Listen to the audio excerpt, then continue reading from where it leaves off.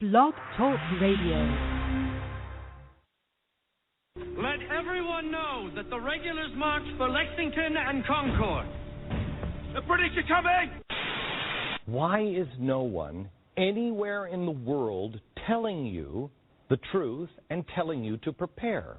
I will tell you that I had a network, one of the big three, a network official actually tell me in the last 2 years, Glenn, we all know what's coming. And this is a quote. But we have a responsibility not to tell the American people because they'll freak out. If I could have gotten 51 votes in the Senate of the United States for an outright ban, picking up every one of them, Mr. and Mrs. America, turn them all in, I would have done it. No one will be able to be armed. We will take all weapons. I chose my friends carefully. The more politically active black students, the foreign students, the Chicanos, the Marxist professors. We are 5 days away from fundamentally transforming the United States of America. But I also believe that a lot of gun owners would agree that AK-47s belong in the hands of soldiers, not in the hands of criminals. I asked, well, what is going to happen to those people that we can't re-educate, that are die-hard capitalists? And the reply was that they'd have to be eliminated. They estimated that they would have to eliminate 25 million people in these re-education centers. That was the voice of Larry Grathwohl, former undercover operative, describing the Weather Underground's plans at a national meeting in 1969. Bill Ayers, President Obama's future mentor and ghost autobiographer, attended those discussions as a leader of the Weathermen. Ayers' associates built and detonated murderous terror bombs. Ayers is a self-described lifelong communist revolutionary. Barack Obama began his political life in Bill Ayers' living room. In 1969, Ayers and the Weathermen already planned to exterminate President Obama's so-called bitter clingers, religious gun owners who would resist his vision of social progress. They have been working on this for generations, but they still have one thorny problem to overcome. The Americans are not yet disarmed and helpless. At the beginning, Hitler didn't look like or talk like a monster at all. He talked like an American politician.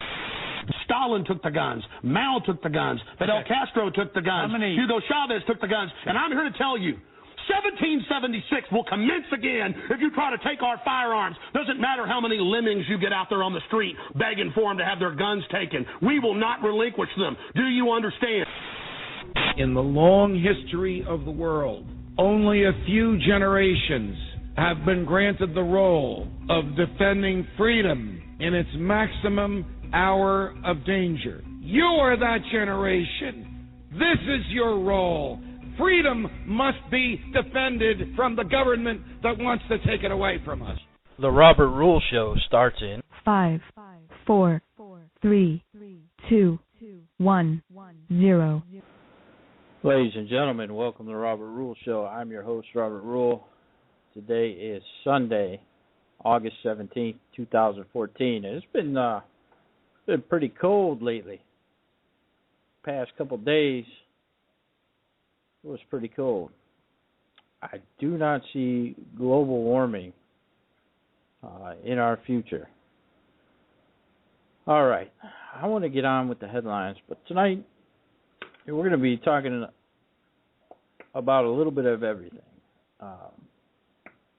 We got a interview on Benghazi. We're going to talk about Ferguson. We're going to talk about Rick Perry. We're going to talk about a whole slew of things. So stick around. Ladies and gentlemen, here are your headlines this evening.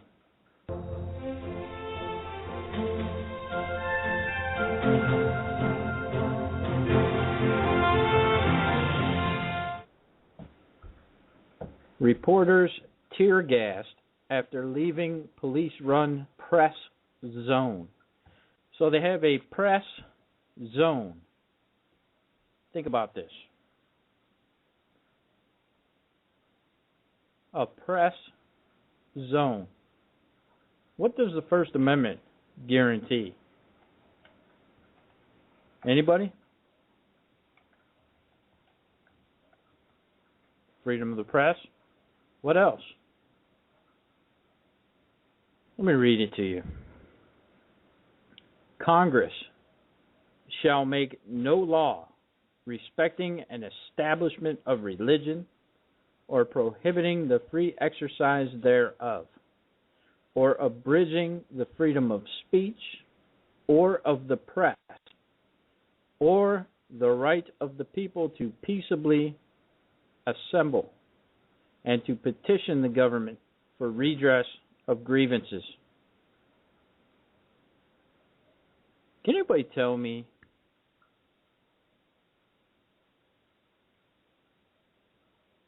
by putting the press in a zone, by firing tear gas at the press, by going after people who peaceably assemble, what amendment is broken there? That's right.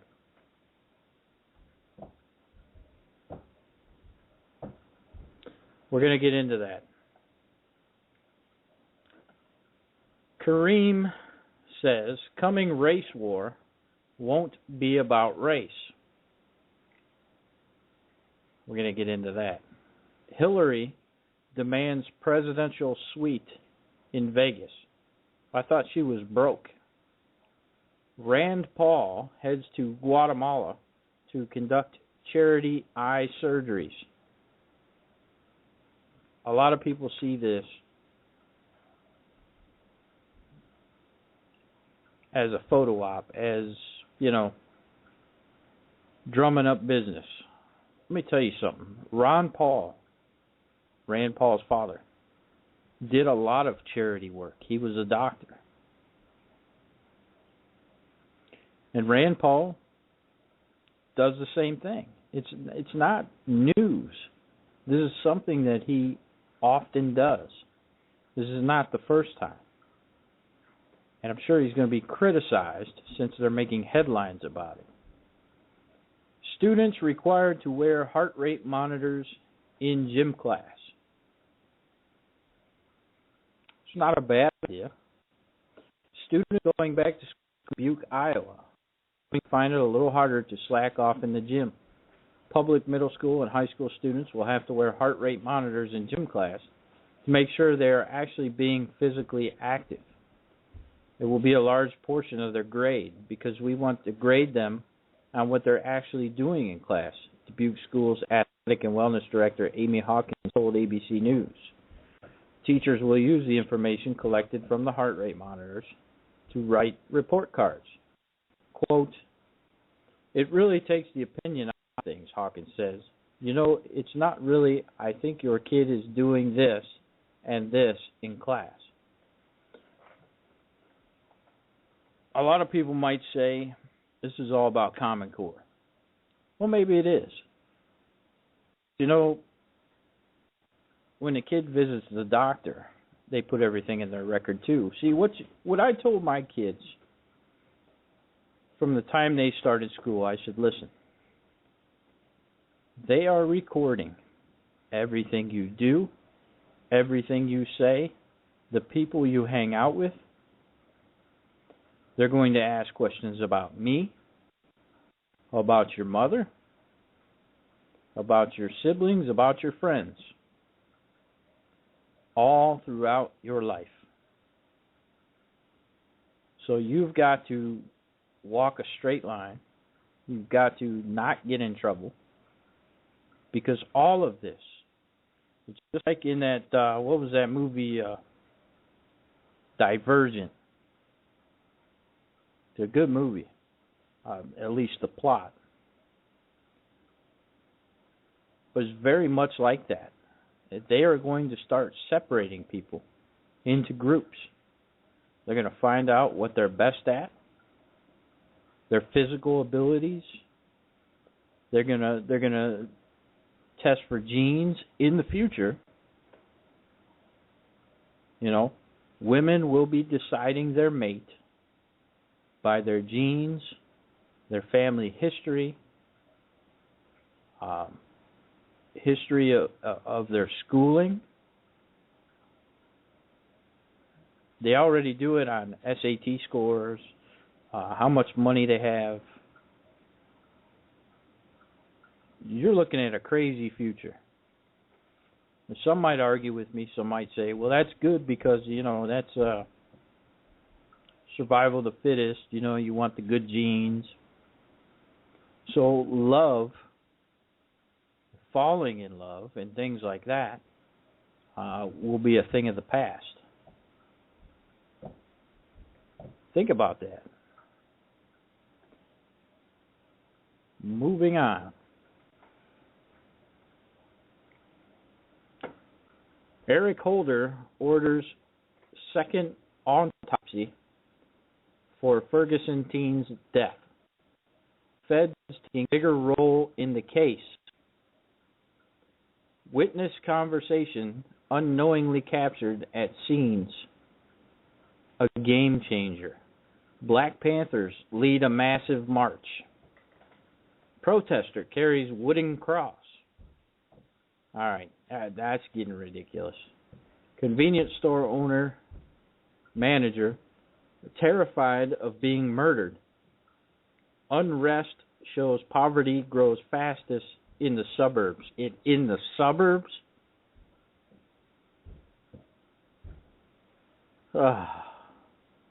Media draws map to home of the cop. Huffington Post reporter mistakes foam earplugs for rubber bullets. Sharpton says America is on trial. Police tell residents in Detroit, buy guns.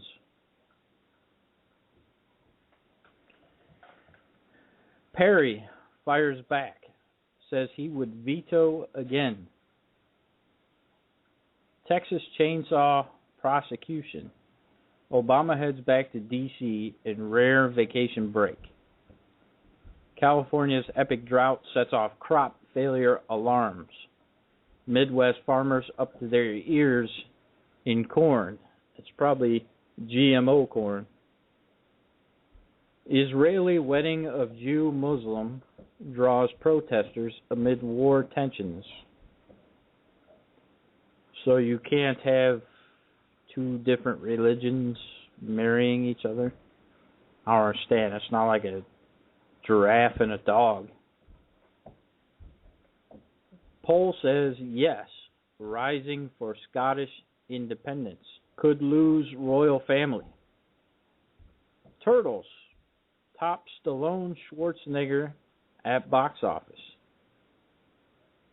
Who wants to see a guy who supposedly said that we shouldn't have guns anymore?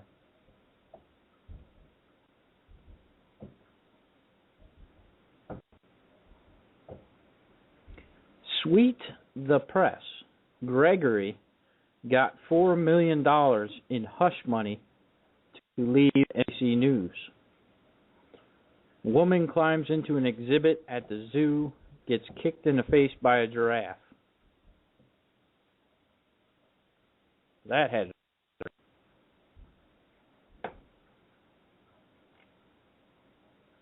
inside Ebola hell. Reporter witnesses horror. 7 days ago, Oliver Wilson drove his sick, shivering wife, Layson, to an isolation clinic for a suspected case of Ebola. The 33-year-old nurse knew from her symptoms that she had contracted the world's most feared virus. She knew also that she was about to die from the incurable disease, but she had stopped short of telling Oliver. And she deliberately didn't hug their 1-year-old son, Oliver Jr., as she walked alone through the quarantine tape surrounding the tin-roofed hospital unit. Her fear that she could infect the tot through a drop of sweat, a tear, was based on sound knowledge. Yesterday, grief-stricken Oliver wept and banged his head against the steering wheel of the family car as he watched his body chucked unceremoniously onto the back of a truck in a white plastic bag. He had been denied the chance to say goodbye to childhood sweetheart.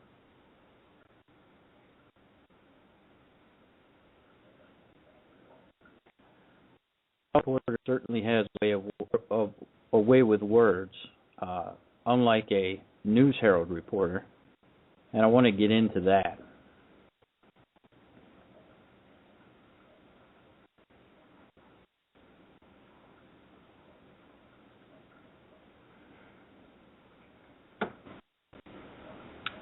Start out with this.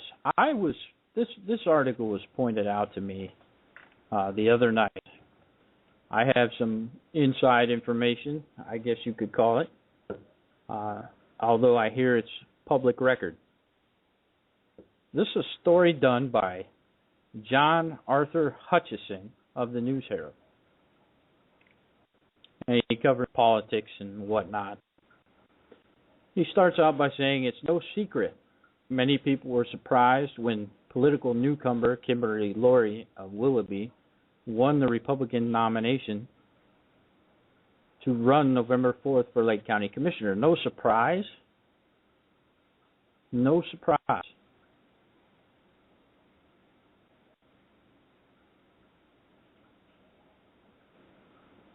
I wasn't surprised.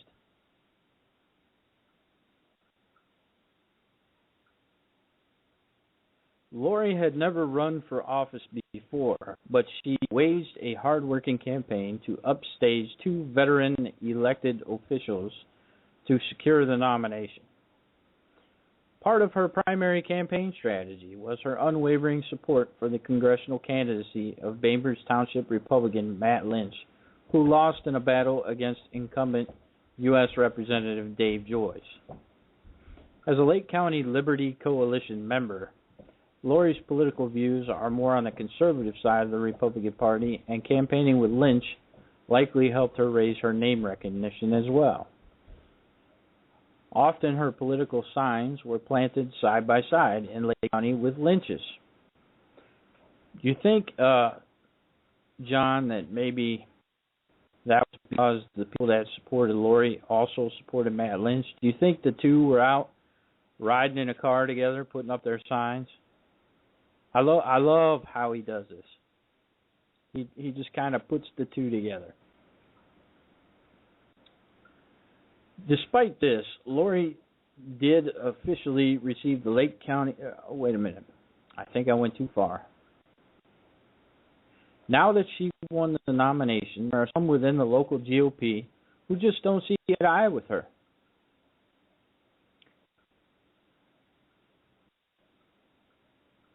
That's because we have a lot of Democrats in our party who are calling themselves Republicans. We're going to get into that with Dave Macko. We have Dave Macko coming on the show, Libertarian candidate for the U.S. Congress. He'll be on later, 11 o'clock. And we're going to go over that with him. And you're going to hear the names, and you're going to recognize them, and you're going to say, yep, those are Democrats. You know, at least Arlen Specter had the balls proclaim his party, his real party, the Democrats. God rest his soul.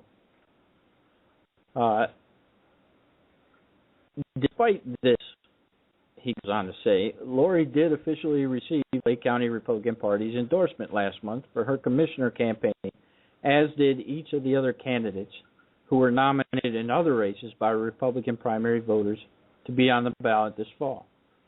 Endorsement means that Laurie's campaign is central to the party's resources as she faces incumbent Lake County Commissioner Daniel P. Troy, a Willow Democrat. He says, however, I've heard from several sources after that endorsement vote for Laurie that it might not have a lot of teeth to it. He goes on to say, among those Republicans involved, because there's going to be a fundraiser, Willoughby Hills Mayor Robert Wager and City Law Director Thomas Loby businessman Roger Sustar, Harry Allen, and Tony DeBevick. Loewy hosts the fundraiser August 26th at his home in Willoughby Hills. The other co-chair of the event is Willoughby Hills Democrat Evan Malachek,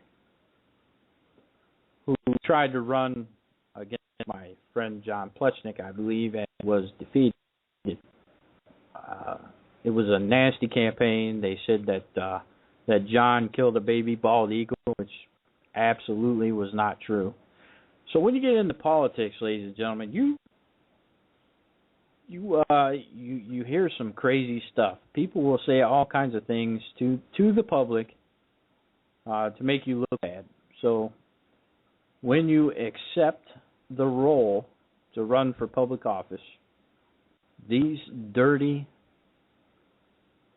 little creatures are going to say whatever they can to make you look bad. Bottom line. So they go on to name Dennis Eckert, Robert Alfeldish, Judy Moran, John Rogers. Those are all Democrats. Ray Sines.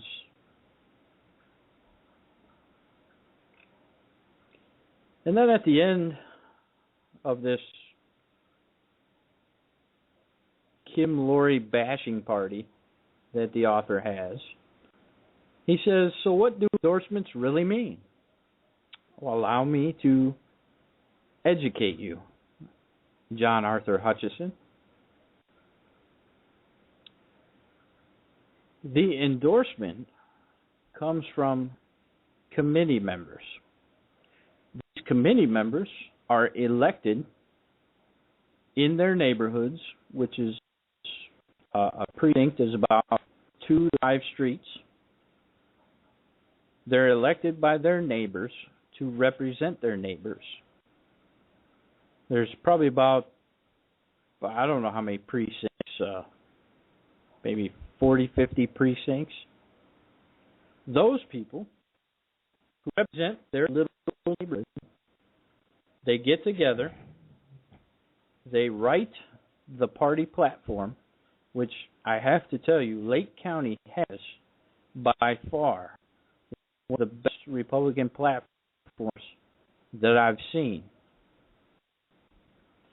And so those people, the candidates come to the meeting, those people attend the meeting, and they vote for endorsement. Now, when Kim Laurie was endorsed, it was a loud yay. I didn't hear any nays. None, I didn't hear any. So this gentleman is asking, what do endorsements really mean? Endorsements mean that the people have endorsed her. That's what it means. So, John, I don't understand how you have a column in the News Herald, but you don't understand how politics work. And it's not even really politics, because when you mention politics, you think of that as a dirty word. I tend to call good, upstanding citizens who run for office, I tend to call those people representatives, because that's what they are. We have our government, a republic form of government. It's not a democracy. You're gonna hear democracy until you're blue in the face, until you can't take it anymore. Because if you tell a lie enough times, it becomes truth. And that's why they do it. We have a republic, and a republic form of government has representatives. So these people who represent the people in their neighborhood go and they vote to endorse a candidate. That's what happened here. That's what endorsements mean, John.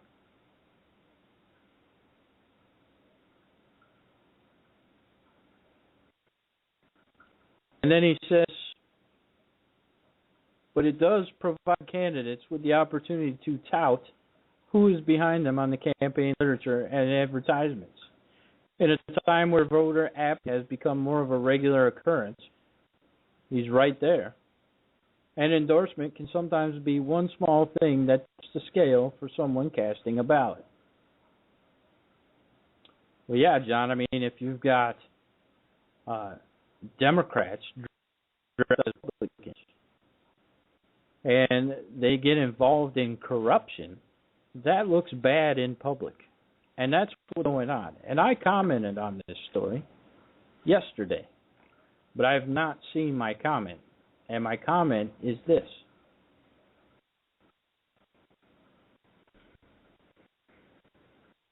Dear John, but I did put, I hear Tom Loby and Robert Wager are being investigated by the FBI. I have a very good source on that. At council meetings that I attended, these seemed okay with giving city contracts to councilmen, which they did and they defended. These are the same two gentlemen hosting a fundraiser for Dan Troy, who is a Democrat. And I went on to say that I guess Dan Troy thinks that's okay because he's willing to take money from the so-called Republicans who aren't even Republicans. I've never seen them at one Republican meeting or event. And then I asked the question, are we Cuyahoga now? Furthermore, you state that people were surprised that Kim Laurie won the nomination. I wasn't surprised. Do you have something against women? She attends Republican meetings and events. These gentlemen and anyone who supports them are not Republicans. We have a rule in the Republican Party. It's on our platform. These gentlemen, it says that no member of the Republican Party may endorse a Democrat publicly, which these gentlemen are doing by having a fundraiser. These gentlemen may as well join their real party because this is caused to be censored.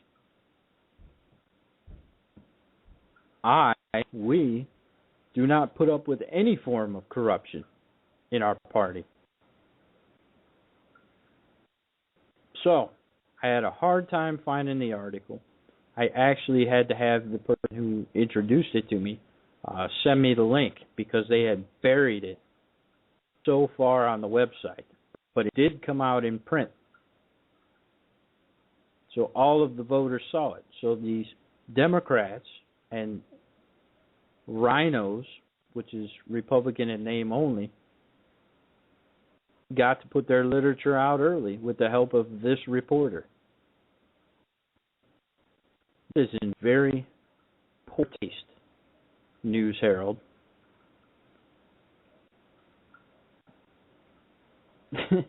I'm not surprised. Like I've said, the News Herald is becoming more and more liberal by the day. And it may have to do with the new owners. They're getting to be like the plain dealer. And I always tell candidates, hey, if you're trying to get it from the News Herald or a plain dealer, don't stick to death. Because they always endorse the more liberal person. But I sense some corruption going on here. It doesn't smell good. It does not pass the smell test.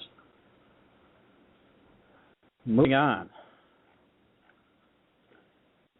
Guess who's missing? Funeral of highest-ranking officer killed in combat since the Vietnam War. U.S. Army Major General Harold Green was buried today at Arlington National Cemetery with full military honors, including a caisson, 2 escort platoons, casket team, firing party, colors team, and a horse. The U.S. Army Band, Perishing Zone, played softly as the funeral procession made its way down the long hill past the rows of white gravestones to bring General to his final resting place. Graveside service began with a few words, followed by a 13-gun salute. The Major General's widow, Dr. Susan Myers, was seated in the front row. To her, their son, Lieutenant Matthew Green, his daughter, followed by the Major General Green's father. After 3 rifle volleys and the playing of taps, the American flag, once placed in the Major General's casket, was carefully folded as the band played America the Beautiful. U.S. Army Chief of Staff, General Ray Odierno, presented the flag to his widow and additional flags to his children and father. General Green, 55, became the highest-ranking fatality in the war in Afghanistan, and after an Afghan military force officer opened fire on August 5, 2014. But the president was reportedly playing golf. And I don't often speak of the president because the president is a puppet. I mean, he is the epitome of a CEO for all the corporations. Corporations run the country, ladies and gentlemen. They give countless amounts of money to lobbying firms. Your politicians, a lot of your politicians are bought and paid for. State representatives, federal representatives, congressmen and senators, they're all paid for. But the president is the ultimate bought and paid for unit. So I don't even go after. Why would you go after the president? It doesn't even cross my mind. That's why I never mention the president, because it doesn't matter. What's more important is the people that you elect locally. That's more important. I have no desire to vote in a presidential election. You could call me hypocrite all you want to, but you're not given a choice. Some people say, well, you're not given a choice on the local level. Well, lately you are. Lately you are. But choosing a president, I mean, what does that matter anymore if Congress has no balls? If the Senate has no balls? Well, actually, the Senate is Democrat-run right now. They're getting everything they want. All right. I'm going to play an interview of this is Brett Baer interviewing a pilot of a plane that landed in Benghazi, and it's a very interesting interview. So take a close listen to this. You know about the 4 Americans who lost their lives 21 months ago during the terror assault on the U.S. diplomatic compound in Benghazi, Libya. But what you don't know is the story of the U.S. Air Force crew who flew in to take the victims and the survivors out. The commander of that mission, now retired Air Force Reserve Major Eric Stahl, the day before 9/11/2012, the day of the Benghazi attacks, he and his crew, his C-17 crew, were on what was called Bravo Alert status in Germany, ready for a mission to transfer a detainee out of Guantanamo Bay. The C-17 transport plane was on standby as the situation in Libya exploded. At the time, we were on a 45-day deployment to Ramstein Air Base, and we were there basically to pick up high-priority missions, last-minute missions that needed to be accomplished. I mean, you were on this alert status for transfer from Gitmo, but we're talking 9/11 here. Yeah. You would have thought that we would have had a little bit more of an alert posture. Bottom line, I mean, you in the alert status you were in, conceivably, if they had called early enough, you could have evac'd those people from Benghazi. Absolutely. We could have, if they would have called, we could have been down there 3 hours basically. A hurried up timeline probably would take us an hour and a half to get off the ground, and 3 hours and 15 minutes to get down there. So we could have gone down there and gotten them easily. That's not been talked about. I think the only thing that I've heard is that there was no assets available. If they would have called early enough, certainly we could have gone to Benghazi. It's just a matter of when they made the actual decision. Did you get the call to go to Tripoli? We got the call. We didn't really know where we were going at the time. We were just told to get in as quick as we could, and we just guessed that we were going to Tripoli, obviously, because that was the big thing on the news at the time. And it wasn't until we got into our operations to find out that we were actually going to Tripoli. Now, this is really the day after, right? We're now on 9/12. Yes, this is the day after September 11th. Yeah. So you fly into Tripoli, and it's, what, chaotic? What is it? Actually, we didn't have a lot of information going in there. We had tried to call ahead. It wasn't until the flight going down that we knew whether or not Chris Stevens had made it or not. There was a lot of confusion. You land on the ground, and what happens? About 45 minutes after we arrived is when the folks from Tripoli, Benghazi, and the folks from the hospital arrived. These are the pictures that you sent, and you see the vehicles around the plane. Right, before we had actually placed the vehicles behind the train, that's when we had taken a few pictures. Did you have any interactions on the ground? The Prime Minister of Libya, he walked right up to me and grabbed my hands and had nothing but great things to say about Chris Stevens, apologized, and he said how the Libyan people absolutely admired and loved Chris Stevens, and that they would get to the bottom of who was behind this. The load on? The first thing we did was a truck backed up, and they had the 4 bodies on, and they were basically on a stretcher with a sheet over them, and we put them in transfer cases basically, which is a way for us to get them from place to place, placed a flag over them. Because we didn't really know what the security situation was at the time, we didn't do a ceremony there.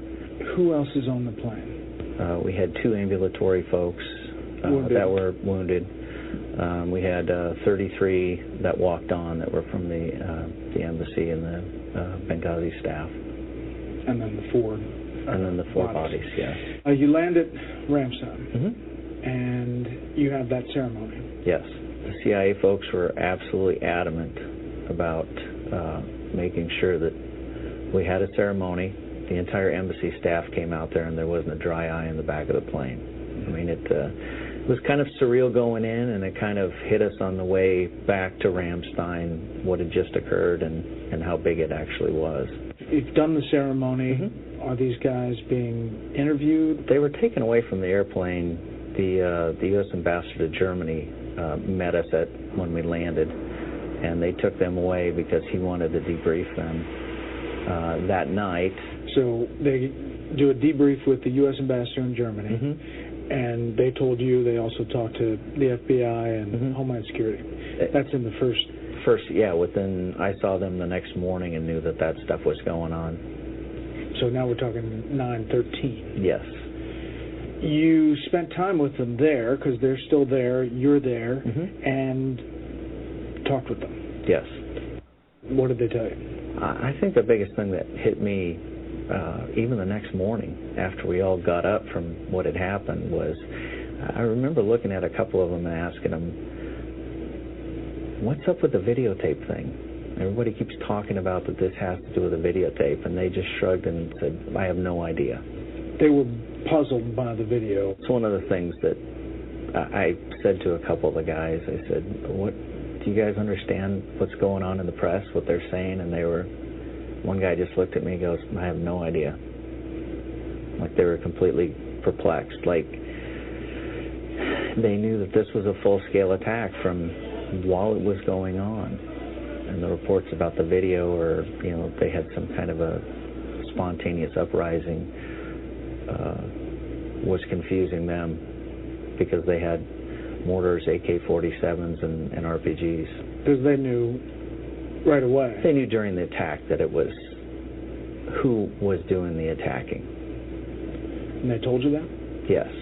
What specifically? How did they know? After they had left the consulate in Benghazi and went to the safe house, they were getting reports that cell phones, consulate cell phones, were being used to make calls to the attackers' higher-ups, I guess, what you can say. So they're getting real-time yes. info that these cell phones that were State Department right. cell phones are being used by the bad guys to talk to their leadership. They didn't give any specifics. They just said that they knew while the attack was going on who was doing it. A separate source with intimate details of the situation confirmed this to Fox, that the source saw intelligence reports of real-time intercepted calls of terrorists using State Department cell phones recovered at the consulate during the battle to call their leadership, and that the info was relayed to teams on the ground. They said that there was a Libyan security guard that was on the take for the bad guys and had given them given the bad guys information about escape routes, who was at the consulate, where the location of the CIA safe house was, stuff like that. And they knew that. And they knew that. So you're interacting with these guys, and they're telling the story about how they get out. Yeah. Of Benghazi. I guess once they left the CIA compound, they headed to the airport. This whole battle had lasted 7 to 8 hours, pretty protracted battle. They're all pretty shot up. Obviously, they had wounded with them. And once they got to the airport, they had a private plane waiting for them that they were going to all get on to evacuate, along with 2 of their guys that were pretty injured. So they've got those guys on stretchers. They've got those guys on stretchers, and from what they told me, they had to strap them onto the stretchers because the doorway was too narrow. The private plane. And the private plane, so they actually had to strap them onto the stretchers and turn them sideways to get in. And they were pretty banged up. I guess one had a femoral leg wound, which the tourniquet came off, got pretty bloody. And there's a flight attendant? Yeah. I guess when they took their 2 injured guys on the airplane, she started getting kind of hysterical and, they got bloody. And she wanted them to put their guns away, which they were a little hesitant to do. So the story that you hear at Ramstein is that blood is all over this private plane. The flight attendant is really kind of losing it. Yeah. And telling them to put guns like in the back bathroom or something? I think it was in the bathroom, yes. And then a round goes off? I think they were trying to clear their weapons, or at some point a round went off because they were obviously in a rush. They didn't know when or if they were going to get jumped at the airplane or at the airport. And so I think just in the trying to get out of there, at one point a round went off, and then the pilot came running back and was trying to find out who was shooting in his airplane. Wow. And I think at one point they just looked at him and said, let's get out of here now. That's a pretty amazing story. Pretty scary. And again, had your C-17 been tapped sometime during that 7-hour, 8-hour period... If we would have gotten the call, right when this all kicked off, if they would have made a decision... because one of the other things they told me was that they had requested that a C-130 be on standby at the airport a month prior. A month prior to 9/11. A month prior to 9/11, and the request, I guess, was denied. So they had requested something to be on standby there in Benghazi. In case it got hairy. Mm-hmm. Why tell this, now? I don't think a lot of the truth has necessarily been told. I think people aren't necessarily fessing up to what happened, and hopefully the truth will come out eventually. I told you. That was a very powerful interview. That guy didn't even get called in as a witness. And who was the head of the State Department at the time? We have an election coming up in 2016. You know she's going to be the nominee. You know she's going to be the nominee. How could you not know? The only reason Obama got the nod the last time, President Obama, got the nod the last time, was because they met at Bilderberg.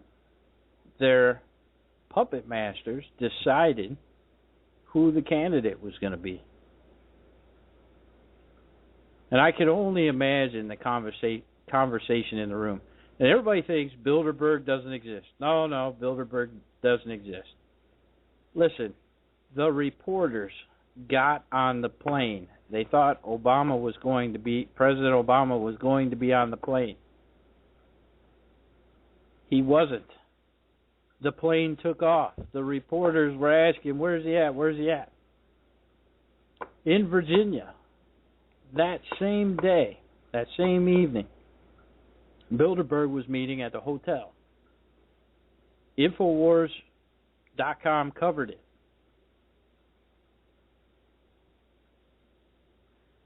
I think the conversation in the room probably went like this.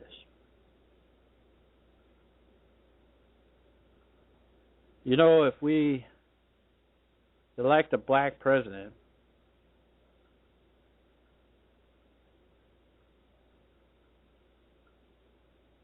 we could keep these people from bitching.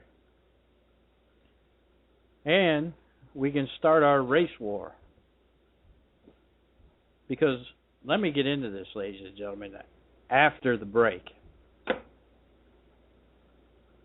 I'm kidding. All right. Let's talk about Ferguson. What is the goal here?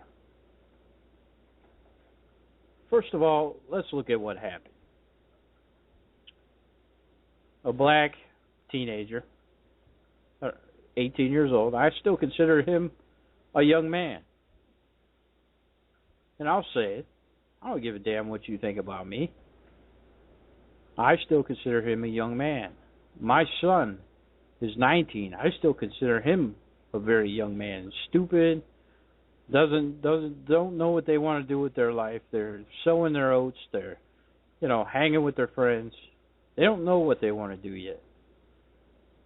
Well, this guy was in a confrontation, I guess, and he didn't like police, probably because he's had some bad experiences. I can understand that. I work in downtown Cleveland very often, almost every day. And do you know, I'll tell you the story, and I'm not going to say what city. I was working in a city, downtown Cleveland, and there's all different cities. There's Shaker Heights, Cleveland Heights, Garfield Heights, blah, blah, blah. It's the greater Cleveland area. But there's some real bad neighborhoods. And a woman was carrying a heavy package, and I was getting lunch. And I said, man, that looks heavy. She said, it is. I said, where are you going with that? She said, right across the street to the bus stop. She said, I'll give you $5 if you carry it for me. I said, no, I don't want your money. I'll carry it over there for you. And I carried it over there for her. I set the package down. I started walking away. She was at the bus stop. The bus was coming. Do you know, not 2 minutes later, the police rolled up on me, 2 cop cars, and said, you can't be soliciting around here. I said, excuse me? I'm not soliciting anything. The lady had a heavy package. I helped her carry it over the bus stop. Well, you can't be soliciting. I need to see your ID. I said, what crime have I committed? Let me see your ID. And I figured, I'm at work. I'm not going to be defiant and get arrested and lose my job. So I complied. But they kept saying the whole time, you can't be soliciting. I don't solicit anything. I'm not a salesman.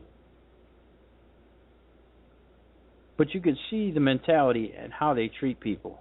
And I've had people in my own family, well, you're the grandson of a captain.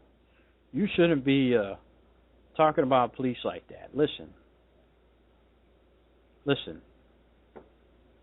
I'm not ripping on the police officers themselves, although about half let it go to their head.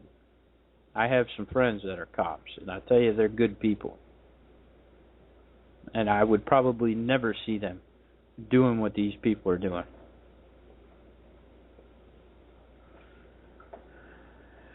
But it's not the police officers that I blame. It's the leadership. There is a lack of leadership. So let me play.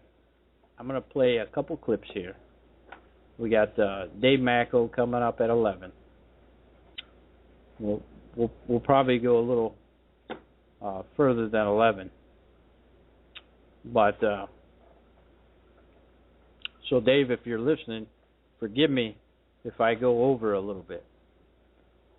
Let me play the first clip. This is Sergeant Joe Biggs, former military, describing the situation in Ferguson. I'm Joe Biggs with Infowars.com in St. Louis, Missouri right now, trying to put some lies to rest that I've heard last night. And I'm telling you, I've never really, since I've been here at Infowars, had my blood boil. My skin crawls when I hear this.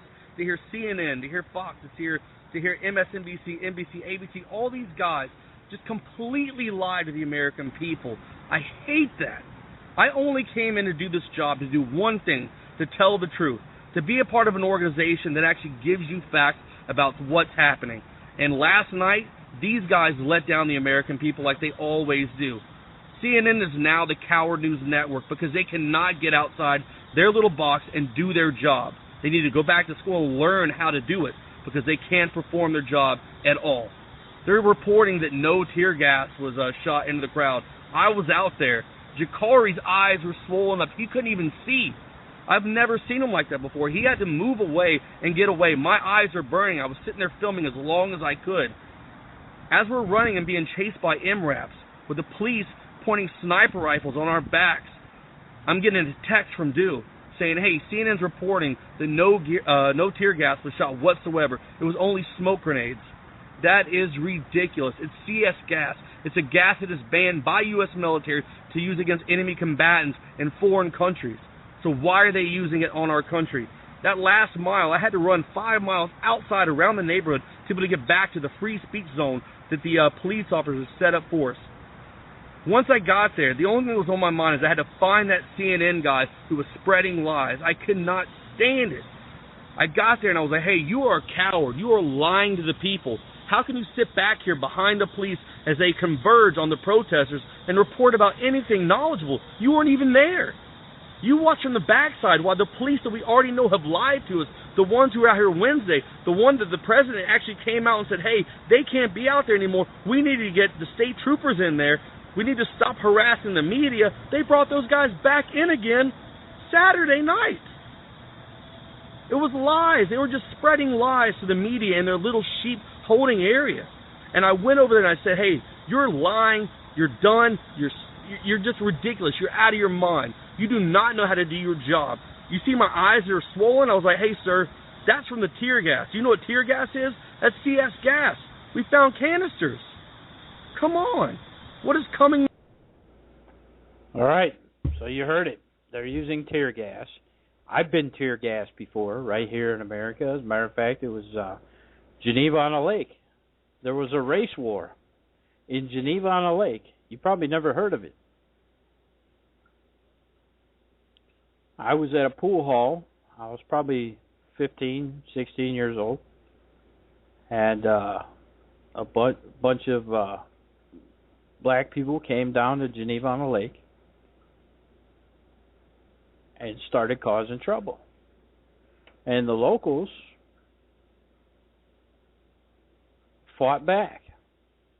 And I found myself right in the middle of it.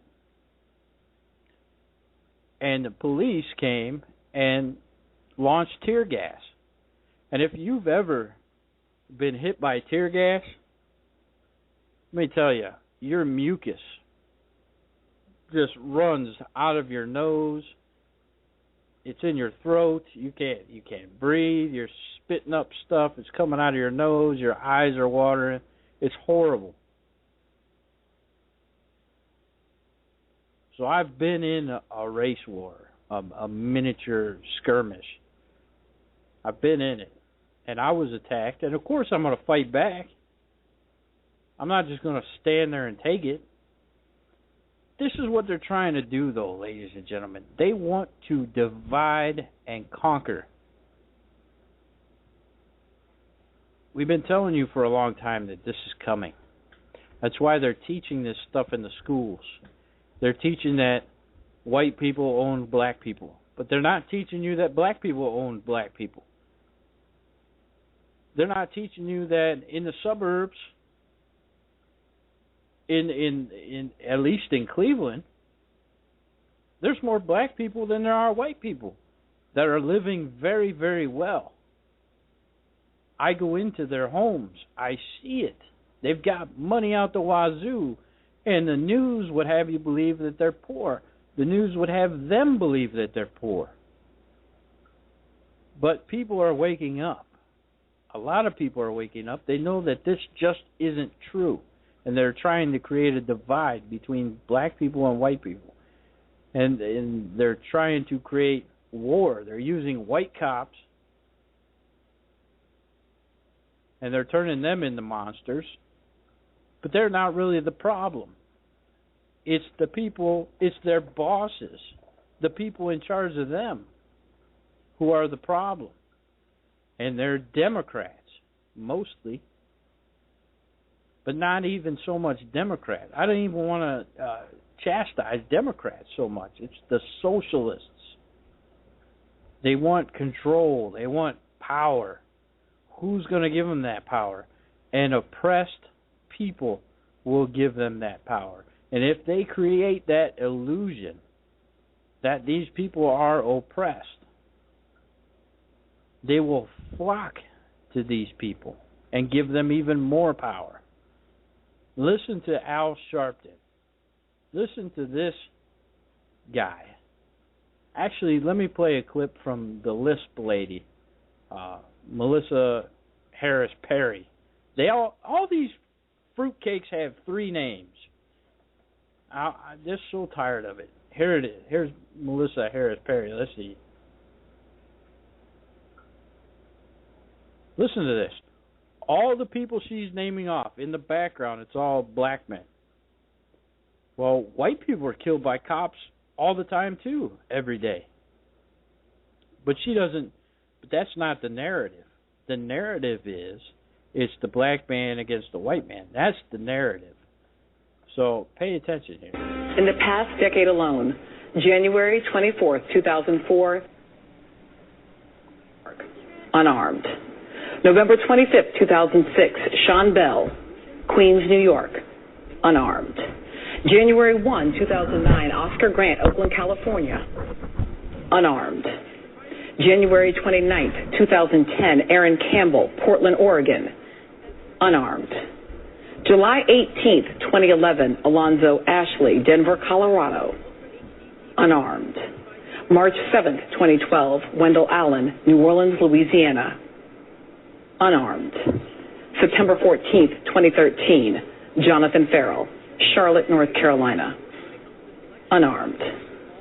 July 17th, 2014, Eric Garner, Staten Island, New York, unarmed.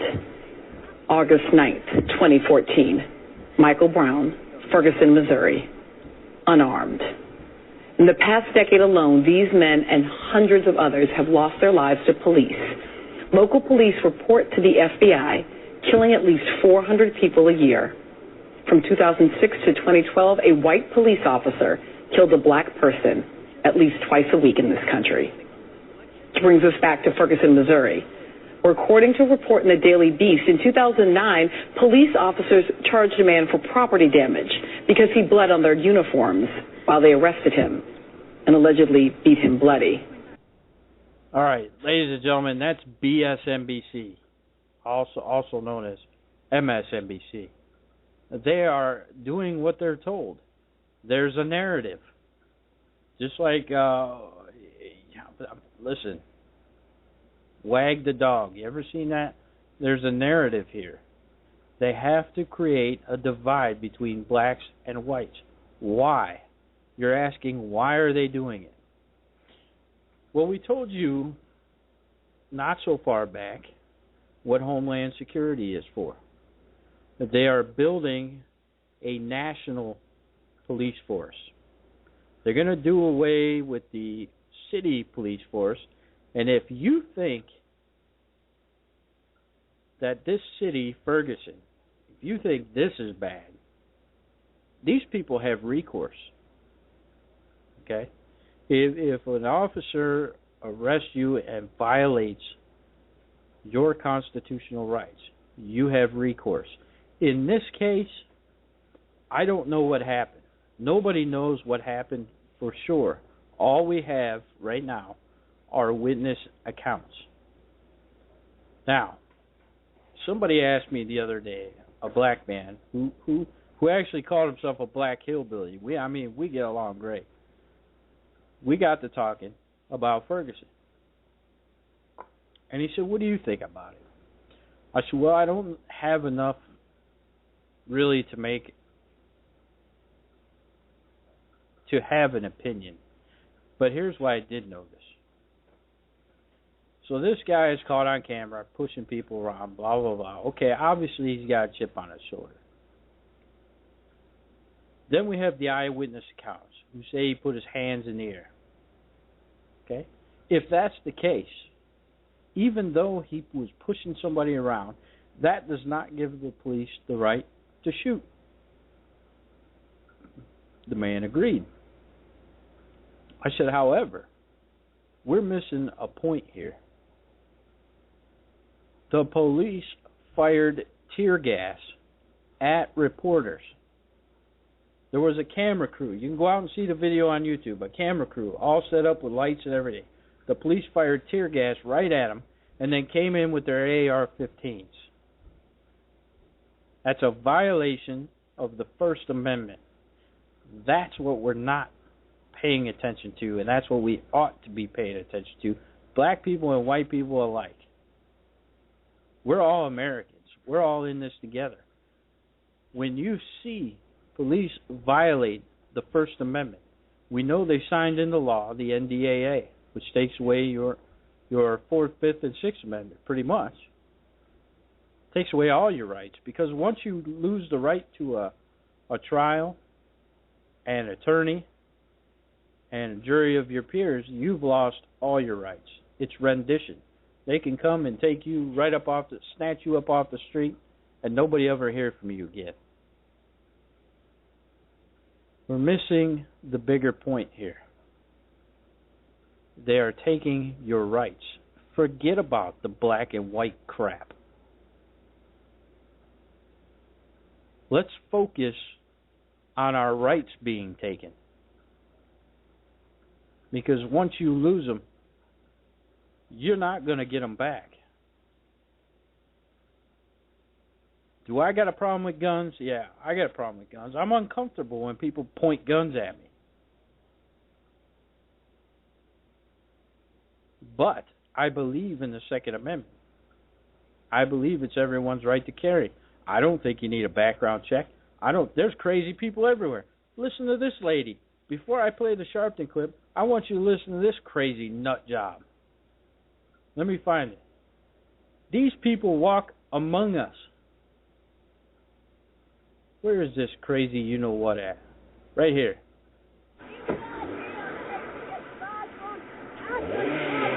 Ma'am, for running me off the goddamn road. I'm sorry. Yeah. Thank you. I'm so sorry. No, fuck you. If I had a gun, I would shoot you dead.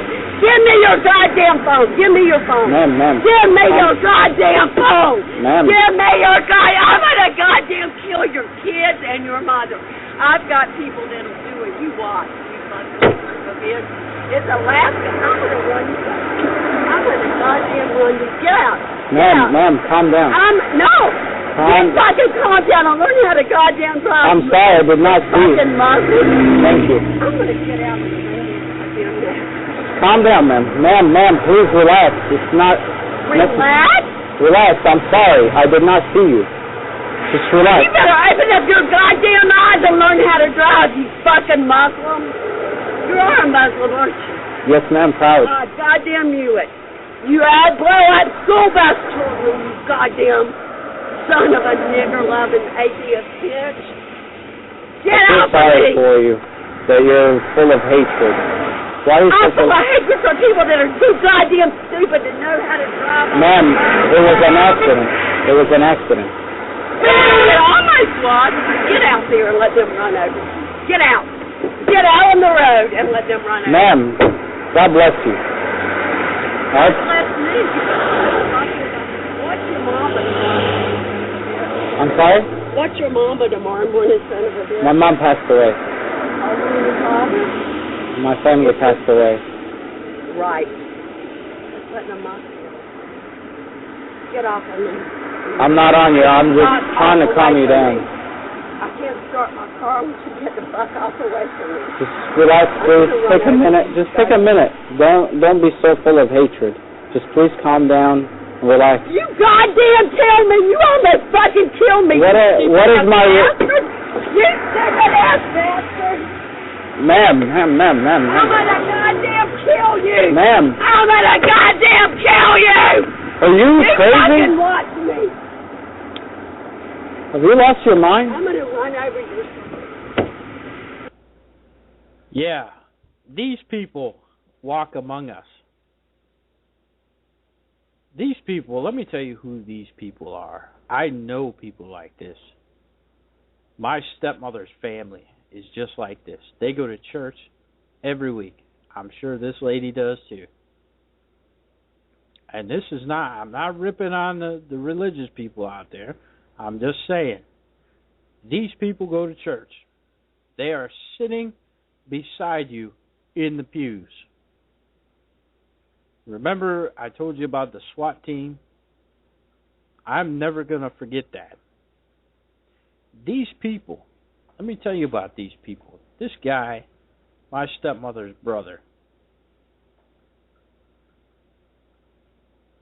has a brother who took his kid and went to Texas because there's no extradition laws in Texas.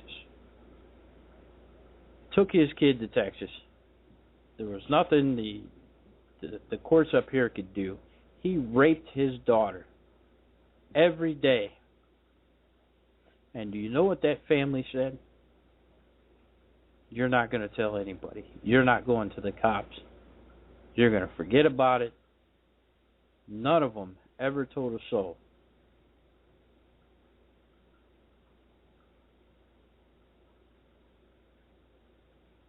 And then when this guy's daughter lost a husband, and I found out that she was cheating on him with every Tom, Dick, and Harry, and I started asking questions, he called the police, told them I was going to shoot cops and everybody else. And I had a SWAT team at my house. These are the people you sit in the pews with at church. This crazy nut job lady right here, they're walking out there. They're driving. She had a nice fancy car. She said she was going to kill this guy's mother and daughter. And she said she knew people who would do it. These people exist, ladies and gentlemen. All right, let's get Dave Macko on. He's been waiting patiently. Dave, welcome to the show. Well, I have some good news. You may recall that in 2012, the City Club of Cleveland chose not to have either me or any other libertarian or alternate party candidate on their debates. This year, they are planning to have Bob Bridges, our state candidate for auditor, on at the middle of September. And I was asked if I would be available a certain day in October. Nothing's definite yet, so I don't want to give any definite statement, but I answered back that I am available. Of course, I'd be available anytime, anywhere within reasonable distance of the district up to Election Day. So do you think it's the new people in charge, or do you think that maybe a listener had heard your plea and came through? Well, I know there are new people in charge. I don't. If anyone has followed up on my request and suggestion to contact them, they haven't told me. So I know there's a personnel. Regarding this police situation in Ferguson, as you said, a lot of the facts aren't available yet. But what we do know is very disturbing. The fact that the police would not only attack Alex Jones' Honest News team, they even drove establishment news media out of a McDonald's restaurant where they were working. Now, this is obviously evidence of an attempt to cover up. That's very bad. What should be done is to stop all federal aid to local police. Congress has been giving military equipment, the tanks and the other armored vehicles and the bomb-proof vehicles and a lot of different things to local police forces. If I'm elected, I would auction it off to any American or lawful guest who wants it, or even auction it off to foreigners. There are probably a lot of Christians in Iraq who would like to be able to defend themselves from the barbarians who are attacking and raping and murdering them and chopping heads off and crucifying them. Right. Hey, I'm going to play for you real quick, Dave, if I could, a clip of Al Sharpton. Oh, gee, thanks a lot. And I talked about, I hate to do that to you, but I talked a lot about, on previous shows, about them federalizing police and no longer having a local police department. And if you have a federal police force, then you no longer have recourse and you no longer have your constitutional rights. So listen to what Al Sharpton says. Now, before you do that, let me stress another important factor also. Not only are they federalizing the police, but in many instances, they're using the same tactics that the Bolsheviks used in Russia, the Reds used in Red China, and the National Socialists used in Germany. That is, they are recruiting criminals from prisons who have no hesitation whatever to murder, rob, rape people for their police. Now, that hasn't gone a long way yet. Many police are still honorable, but there's more and more of the other type. And they're also recruiting police from the military. Now, those are two totally different professions. The profession of the military is to kill or subject enemies and destroy property. In a free society, if we choose to have government police, their purpose should be to protect the right to life, liberty, and property of the citizens. You know what, Dave? That explains a lot, because I placed 81st out of 3,000 people who took the test to be police officers, and I'm the grandson of a well-known captain in the Cleveland area, and I didn't make it. Well, you're too smart and patriotic and well-informed to be a policeman under the New World Order, obviously. You ought to know that. Right. Well, here's a clip. I want you to tell me what you hear subliminally in this clip. Let me find it real quick here.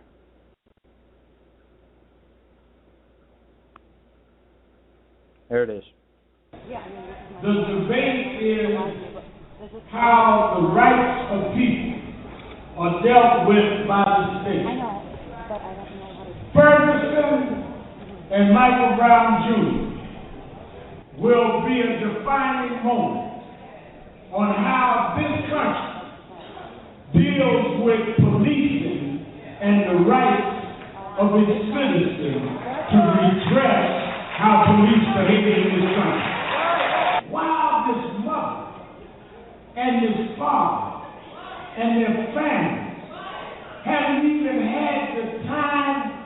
to bury their son.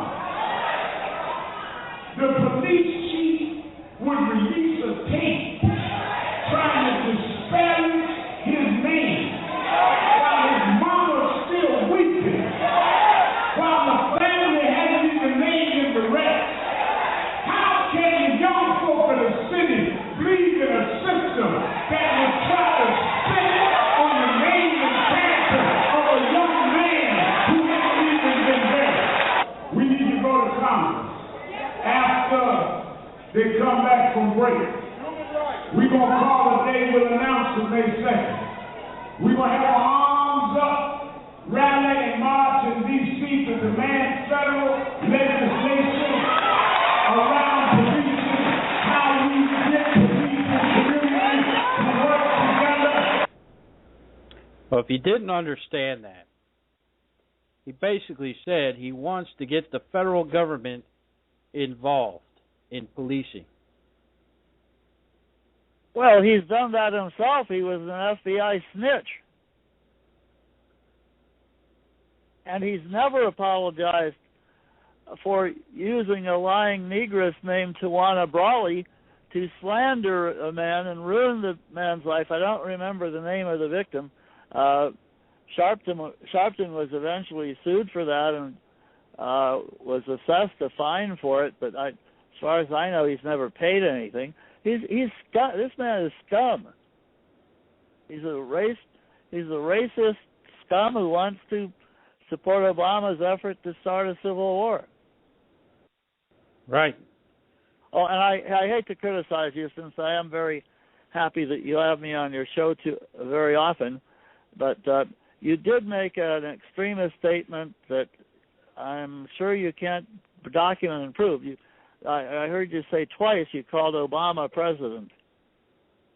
Well, I have respect, Dave, for the office of the president. Even though I don't agree with the man, I think he's a socialist and all this other stuff. Mm-hmm. Like I told people before, I was asked to guard the podium when Romney came to town. And lo and behold, who would walk down to the podium other than Steve Latourette? Can't stand the man, can't stand his politics. I don't like the whole lobbying thing and picking his buddy to be the next in line for congressman. But I stood there and I wasn't letting anybody pass, because we have a structure in place, Dave. We have the greatest government in history, but we don't have the right people in office. I totally agree with you there. But I do respect the office of the president, so I will call him president. Okay, I respect the office of president too, which is why if I'm elected to Congress, I want to impeach him. And I'm not sure he is president. It is important to investigate that to find out once and for all if he is, because if he is not, then Obamacare and the extensions of the Abominable Patriot Act and the and the Homeland Security rubbish, and of course Obamacare go out the window immediately. Well, what you're talking about is the proper procedure to remove a president. Right. And impeachment. But the problem is, we don't have an informed electorate to elect the right representatives to do that. Well, we've got to keep trying to wake people up. But at what point do you say, and this is important, and I don't want to put you on the spot, and you don't have to answer it, because I don't even know the answer to this. But at what point do you say, you know what? People are never going to wake up. People are going to be stupid because they've gone through the public school system. They've been taught by the Department of Education. And these people are criminals, and they're just going to run rampant, and screw it, let's have a civil war.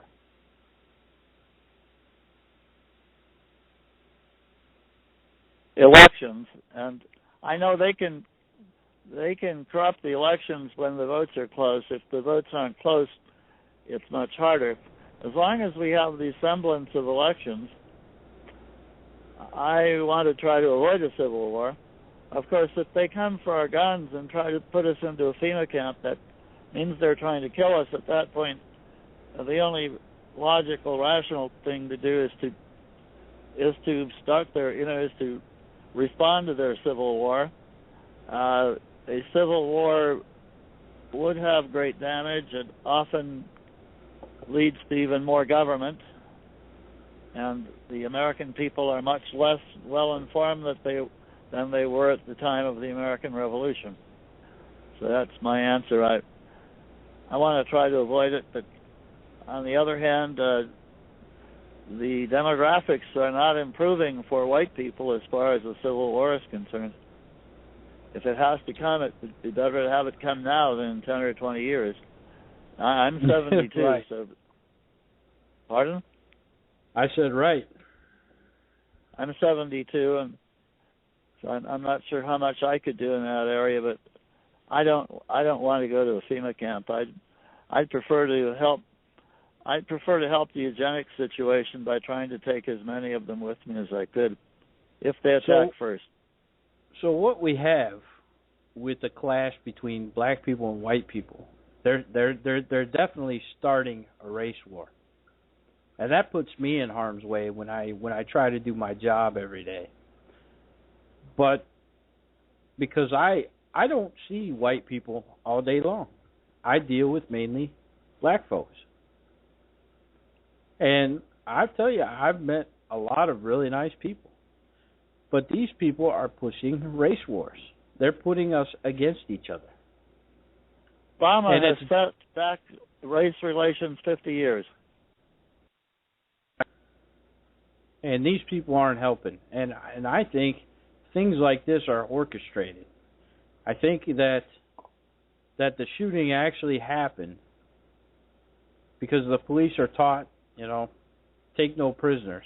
They're taught by the federal government, take no prisoners. And then they use it. The media uses it and twists it and puts us against each other. When they divide us, then there's going to be riots everywhere. And then the government is going to come in and say, we're here to help. You need us. And people will say, hey, people will be actually calling the government to come and help. That's the enemy's plan. You got it 100% right. If the youth, as they call them whenever they're the victims, if he did have his hands up, and apparently he was unarmed, then there's a definite problem there.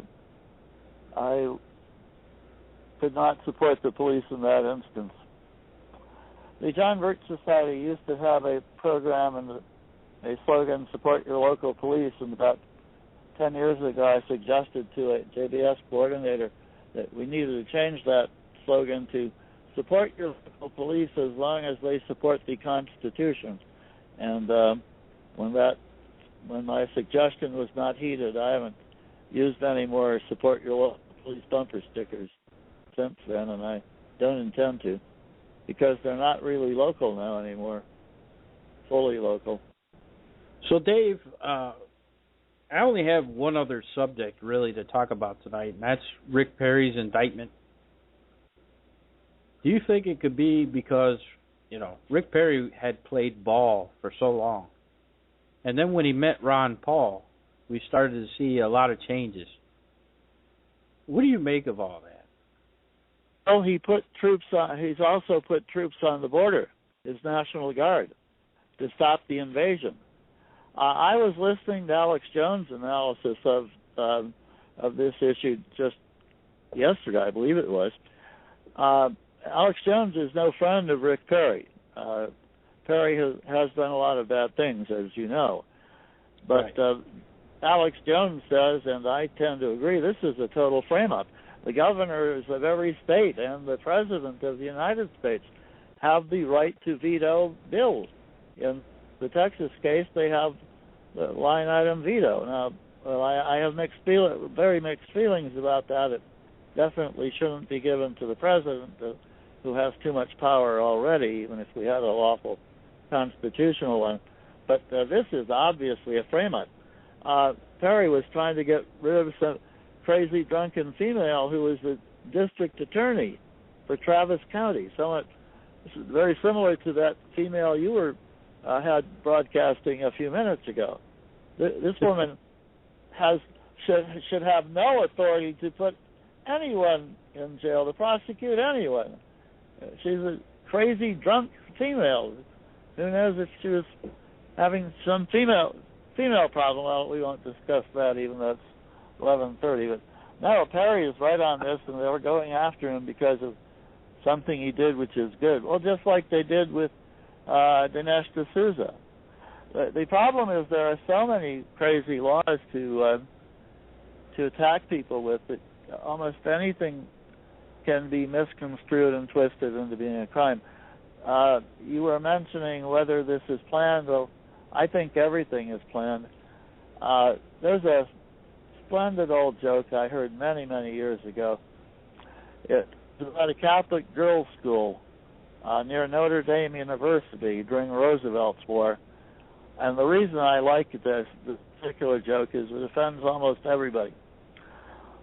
As the joke went on, Notre Dame, the school was having a dance.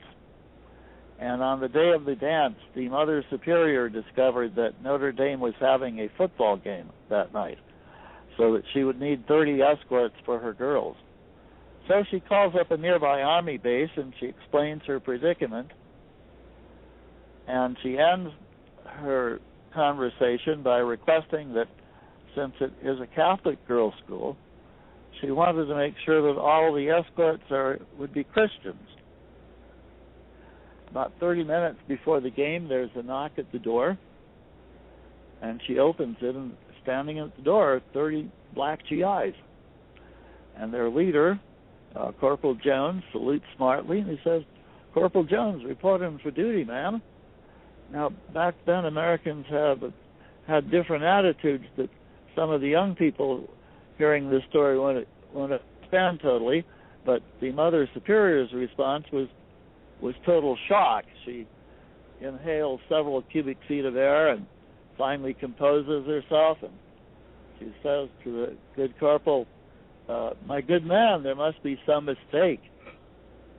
And Corporal Jones smiles back at her, more eager than ever to begin the performance of his duties, and he says to her, "No, ma'am.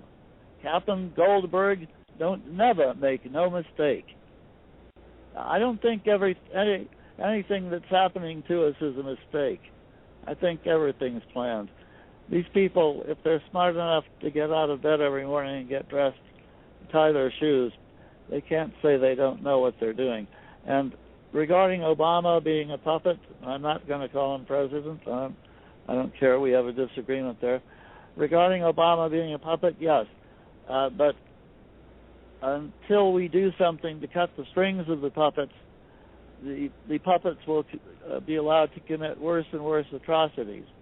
And impeachment is the lawful, peaceful method of doing that, the alternative to civil war. Well, Dave, I'm going to take a short break, and then we're going to come back, and I'm going to give you the floor. Okay, I have some more good news, by the way. All right. Well, we're going to get to that right after this break. I'd love to hear it. Now, John McCain and Lindsey Graham encourage you to get behind immigration reform. Comprehensive immigration reform is almost within our grasp. But a few conservative Republican holdouts are making this process uncomfortable. They just don't understand the Republican Party is in a demographic death swirly. We need Hispanics to replace the coming wave of conservatives who will no longer support our party after we give corporate America the cheap labor we promised in exchange for campaign donations. Border security, biometric identification, fences, fines, penalties are all words that are somewhere in this bill. So it passes the smell test as far as we're concerned. So conservatives, quit calling and bugging your representatives to vote against this bill. It's a good bill, And as the co-author of McCain-Feingold, you have my word on that. This message paid for by Democrats for Republicans, USA. You've got a headache. Now I've got some strange disease. Don't worry about it. This pill will set your mind at ease. It's called Progenitorivox. It's made by Squab Macko. It's a life-enhancing miracle, but there are some things you should know. It may cause agitation, palpitations, excessive salivation, constipation, male lactation, rose-colored urination, hallucinations, bad vibrations, mild electric shock sensations. But it's worth it for the drugs I need. My disease may not be fatal, but I can ease my fears by taking 2 $12 pills each day for 50 years. They've spent billions to convince me, so now I realize Progenitorivox beats diet and exercise. I've got insurance, at least for now I do. And if I bought generic, it would cut my cost in two. But I want Progenitorivox, 'cause I saw it on TV. Those families look so functional. That Paisley pill's for me. But it may cause deprivation, humiliation, debtors, prison, and deportation. Dark depictions, dire predictions, life that's seen in Dickens fiction. Empty pockets, court dockets, may cause eyes to pop from sockets. But it's worth it for the drugs I need. Well, the first day we met, he came up to me and the first thing he said was, "God hates sex." I did. It was beautiful. For me, Westboro Mingle is this vehicle that God did use to put my wife and I together. And that, for me, is a very powerful, powerful thing. Powerful, like a bomb, like a nuclear bomb. Yeah, like a bomb that just blows everything up. Kills everyone. When I met Jay on Westboro Mingle, I was so relieved. I finally found someone who hates everything I hate. Blacks, gays, Jews, Mexicans, Jamaicans, anything west of America. Music, dancing, Vacations, dinosaurs, space travel, modern art, books. Okay. Oh, and I remember this one time we've been ticketing a funeral. It was a kindergartners, or was it the war? It was the soldier. It was a soldier, and my arms were tired. And he comes up to me and he takes the sign out of my hands and he goes right up to that enabler's children. And what did you say? He said, "Your father's burning in the eternal fires of hell." Hi, my name's Mindy, and I met my husband Jay on WestboroMingle.com. Join WestboroMingle.com, the first website made by God. Hello, peasants. I mean citizens. We are here to protect you. Do not believe the conspiracy theorists who say you have rights. Do not believe the conspiracy theorists who say there is a constitution. You don't, and there isn't. In fact, you need not bother with responsibility at all. We will take care of you. We will protect you. If you happen to hear these crazy people babble about gun rights, the Constitution, corrupt politicians, or anything else that could possibly sentence us to a life in prison, please contact our offices immediately, and we will indefinitely detain them. Your papers? I don't think I have them on me. In that case, we'll have to ask you to come along. Wait, it's possible that yes. Here they are. These papers expired 3 weeks ago. You'll have to come along. Halt! Halt! You're listening to The Robert Rule Show.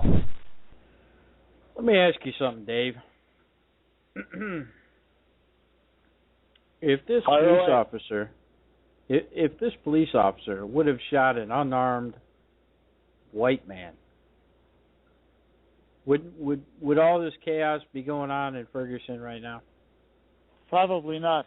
Actually, I just got today a message from the Council of Conservative Citizens. There was a case where a black cop in plain clothes even shot an unarmed white man. It's I don't have too much time to read it, but that's never brought up. That won't provoke a race war. Exactly.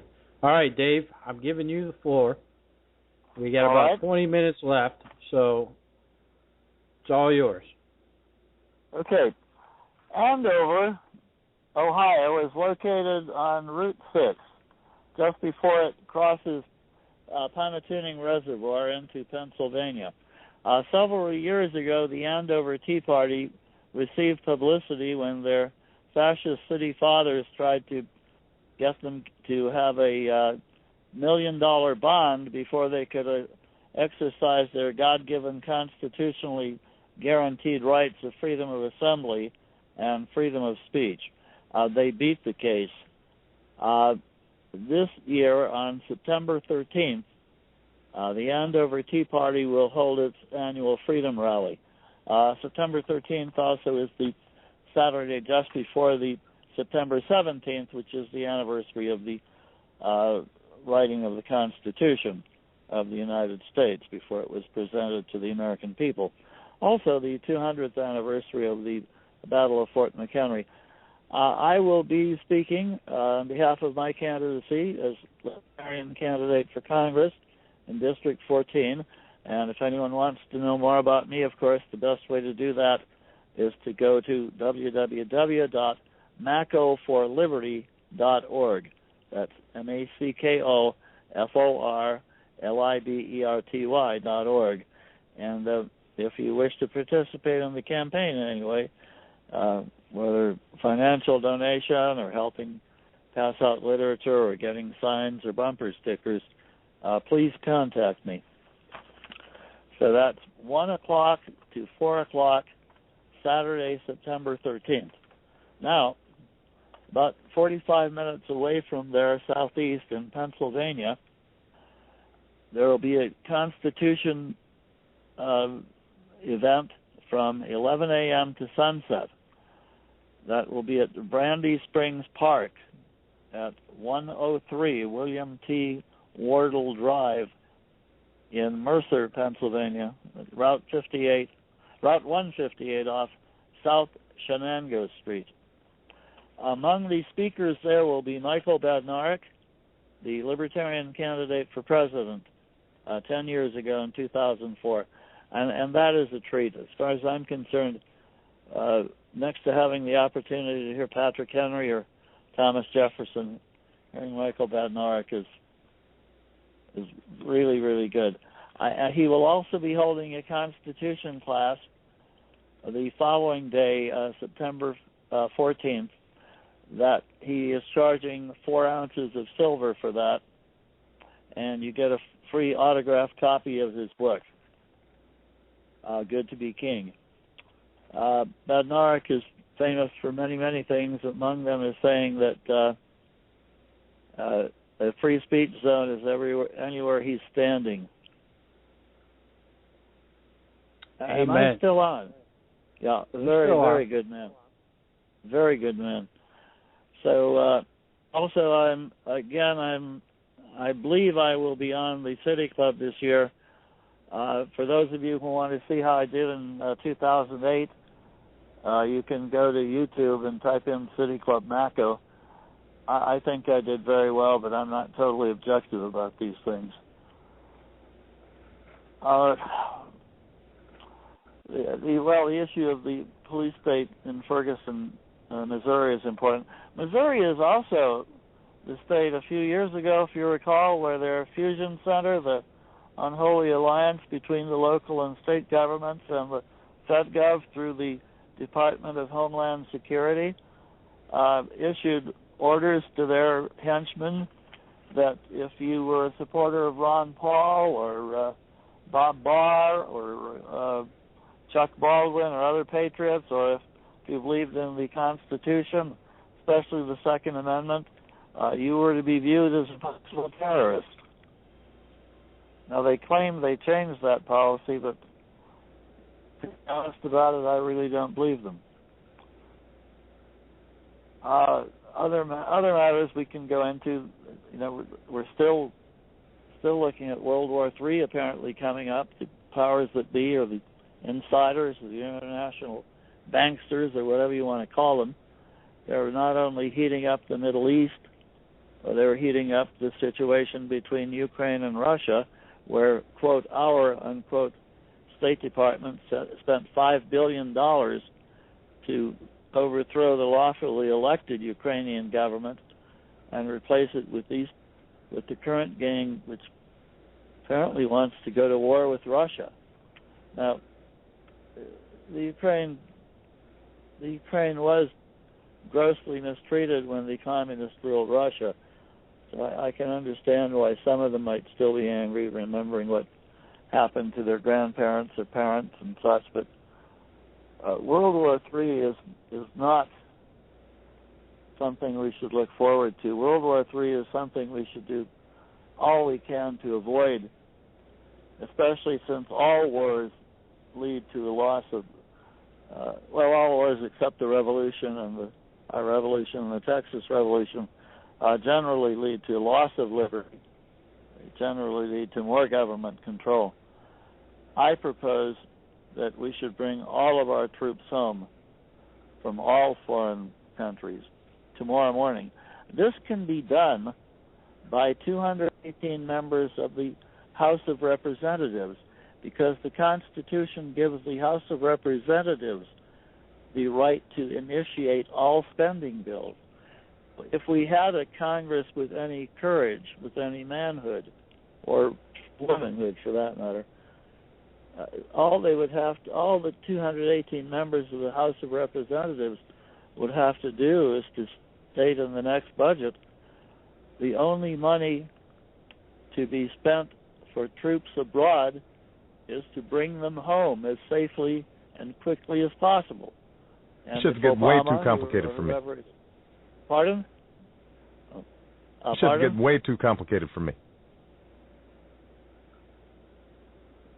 No, it's very simple. The Constitution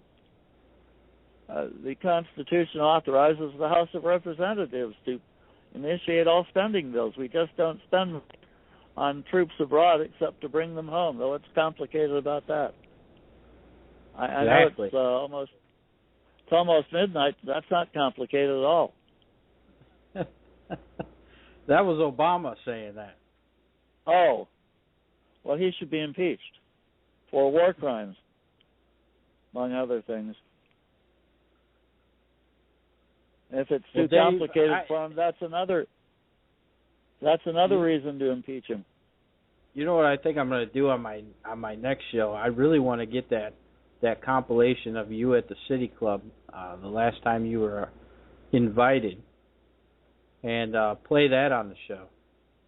It's an hour long. To get the full impact of them, you really should play the parts where La Tourette and O'Neill were speaking, although they're much less important and informative than my part. I think that's the part where a gentleman in the audience called La Tourette a liberal Republican, and La Tourette says, yes. First of all, what's your name and where do you live? Well, and the other thing he said, which was the most humorous part of the whole hour, was when he said there are no liberal Republicans. Now, I had a table of supporters there, but that got laughs even from the other tables. Getting back to the war issue again, we also need to get the United States out of the United Nations and the United Nations out of the United States, because it's set up to become a one-world totalitarian government, too. And we also need to stop foreign aid. Right. Bling. So, Dave, if I could, the thing going on here in Lake County, and I know you're not a Republican. You're very much trying to promote the libertarian ticket, but you have a woman, Kim Laurie, up against Dan Troy here for county commissioner. Dan Troy being a Democrat, Kim Laurie being a Republican, a very conservative Republican. And have you had a chance to peruse the article in the News Herald? Yes, I did. Actually, yesterday I was at the Lake County Fair. I was manning Sarah Fowler's booth for 4 hours, and afterward I met Miss Laurie again, and I read that article. Miss Laurie is a fine person. She believes in the Constitution and in limited government.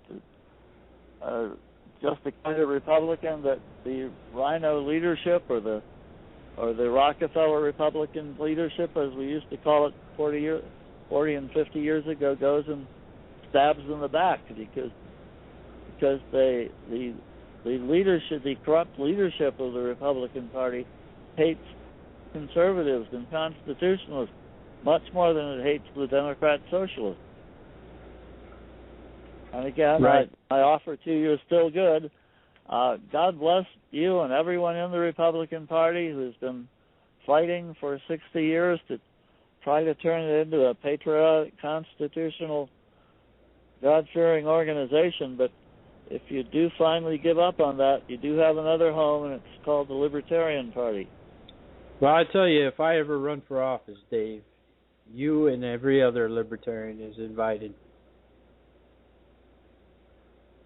Thank you. I would. I'm trying to think. What else is on your mind tonight that's going on in this country? I tend to pay attention more to this country. I'm much less worried about what's going on anywhere else because we've got to stop like you said, we need to stop foreign aid. Yeah. Well, we've got to stop the invasion.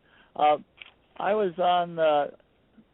I'm getting a little tired. Did I mention that I was on a half-hour show with my opponents on Friday? It will be broadcast starting in mid-September. The Willoughby News-Herald is going to put it out in cooperation with Lakeland Community College, and I was happening to mention what we need to do to solve the immigration invasion, which Obama is orchestrating, and which is another reason to impeach him.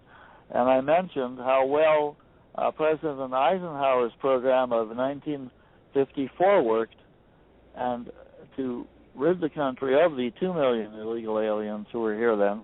And the name of that program was Operation Wetback. Now, this is the historic term for it. Anyone listening to us can check Wikipedia or any other internet site, and they will see that the term is Operation Wetback. That was the term. And I, of course, would like to initiate Operation Wetback 2. Now, earlier in the year, when Cleveland.com asked for comments by candidates as to what they call the immigration crisis, I happened to mention Operation Wetback, and the plain dealer, which runs Cleveland.com, censored that. They did not allow me to use this historic term, even though it is listed in the in Wikipedia and other sources. Right, and you being the man that you are, you would not use that in a derogatory sense. You're just stating the historical term. Correct, yes. And when I mentioned it Friday, Mr. Wager, my Democrat opponent, took extreme dislike to the use of that term, so I had to point out to him that I'm not going to be politically correct. I'm not going to succumb to this 1984 type brainwashing where the actual words are taken out of the language so that people cannot communicate effectively to restore their liberty. Excellent. Yeah, we're not prejudiced here, Dave. I mean, this is a historic fact. Mm-hmm. No, I believe we should get all illegal aliens out of the country, whatever their race or religion or previous background is. Right, because they're here illegally. They have no intention of assimilating to our culture and our way of life and our Constitution. Well, my grandparents came here during the 1890s. At that time, the area they came from, which was called Carpatho-Russia, was in the Austro-Hungarian Empire. It's in Slovakia now. And they came here, they worked hard, They became citizens. They never asked for ballots in the old language. They never asked for welfare. The only thing they did, which is of unhappy, that I'm ashamed of, that did show a lack of morality, was they did vote for Franklin Roosevelt 4 times, but many natural-born Americans did that too. So I have to just admit that terrible error they made. What was so appealing? What did they see in Roosevelt that they would cast their votes for him? They saw the Depression, and they thought that he would save them from it. So they were pretty much looking for a savior. Yes, yes. And he was a lying so-and-so who offered himself as a savior. Radio was just coming into widespread use then, so that they heard him on the radio and they believed him. Well, same thing happened in Germany with Hitler. Yeah. And there's only really been one savior in the history of the world, correct? That's correct. And he was crucified and rose again. And any human who tries to project himself as a savior is the son of the devil.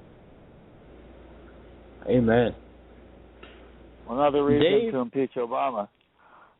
Dave, do you have any other upcoming events? I notice you're gathering a following. People that I talk to say, "Man, I love that guy on your show, that Dave Macko." Well, one problem I'm having is, and anybody can help, I'm having a problem using my email. I cannot put my website on email and send it. That's why there hasn't been any issue of Macko Unleashed recently. There's also trouble sending large messages, but I keep calling my provider and getting absolutely no satisfaction, to the point where I hate to do that. But if anyone has any offer of being able to help me with this, please contact me. So if there's any tech-savvy people out there, Dave needs help. How can they contact you, Dave? My phone number is 440-248-8620. I do screen my calls and give everyone the opportunity to hear a 45-second message about my campaign and why Obama should be impeached. Or they can email me at dmacko@roadrunner.com. That's DMACKO @ROADRUNNER.com. Any other news, Dave, before we go? We got about a minute. The world is going to hell, but I think if enough of us waken up the rest of the American people, we can turn it around. I think so, too. Dave, always nice to have you on the show. I hope you have a wonderful evening, and maybe you'll be back on Wednesday. You're on Wednesdays now again, instead of the other day? Okay. Sunday, is that at Sunday 10 and o'clock Wednesday. or 11? Is that at 10 or 11? 10. 10 Wednesday. I will try to do that. All right. And thank you again. You're welcome, sir. Ladies and gentlemen, as always, God bless you all, and God bless America.